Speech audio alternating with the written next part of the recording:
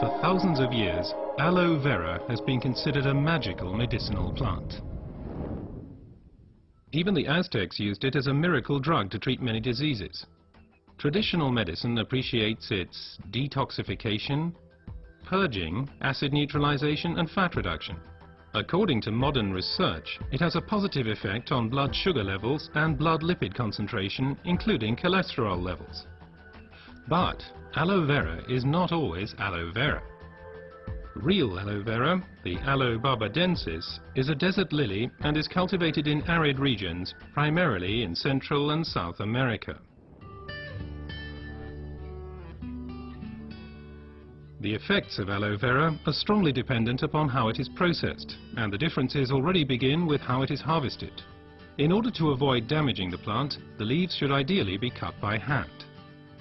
As the outer skin of the leaf contains poisonous aloin, a substance that protects the plant from animals and has a laxative effect on humans, the skin must be carefully separated from the inner leaf gel.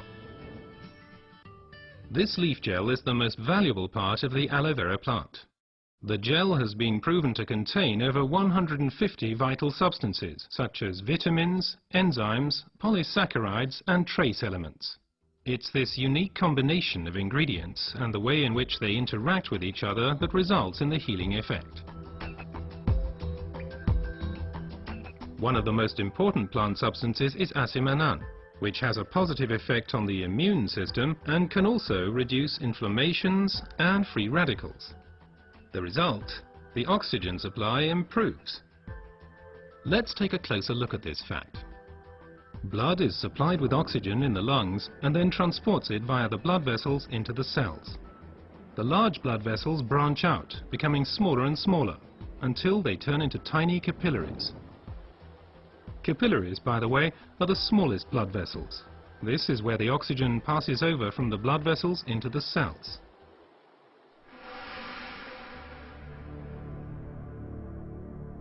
Poor eating habits, environmental pollution, stress and increased physical effort weaken our immune system.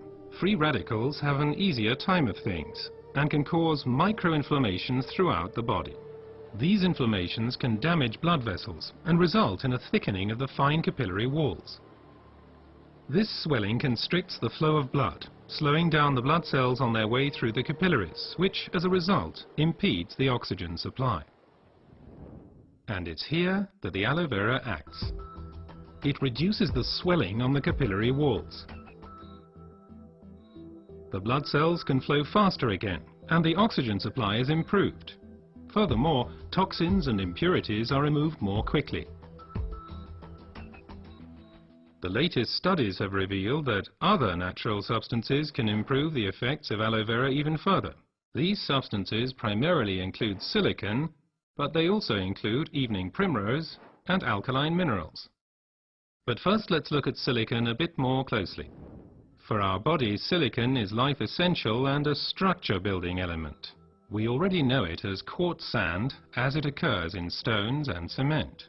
In the body, silicon is there to stabilize our human tissue. As a supportive element, it strengthens bones, hair, nails, connective tissues and also the walls of our capillaries. As we grow older, the capillary walls have a tendency to lose their form and resilience.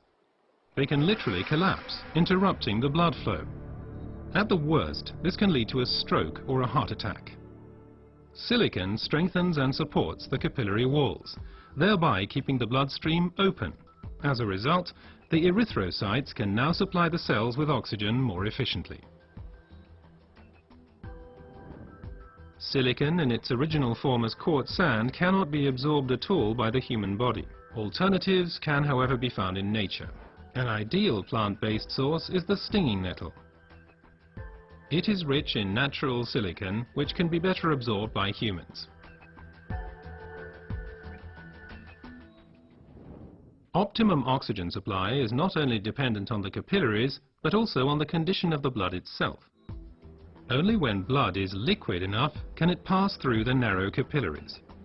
For improving flow properties of blood, we have evening primrose with its polyunsaturated fatty acids and basic alkaline minerals. Polyunsaturated fatty acids make the blood thinner. They prevent the conglutination or sticking together of blood cells and thereby stop clotting of the blood. Alkaline minerals support the elasticity of the red blood cells, thus helping them to pass through the tiny capillaries more smoothly. Both help to increase the blood's rate of flow and thus contribute to maintaining an optimum oxygen supply. So let's review the main points again. The supply of oxygen to our cells is a vital prerequisite for our overall health and also helps to safeguard us against serious illnesses. Aloe vera, with its decongestant effect, improves the oxygen supply. Silicon strengthens the vessel walls and keeps the bloodstream open. Reinforcement comes from evening primrose and basic alkaline minerals. What traditional medicine has known for a long time has now also been confirmed by modern research.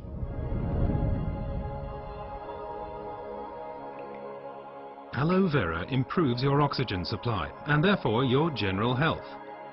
Because oxygen means life. Place your trust in Aloe Vera.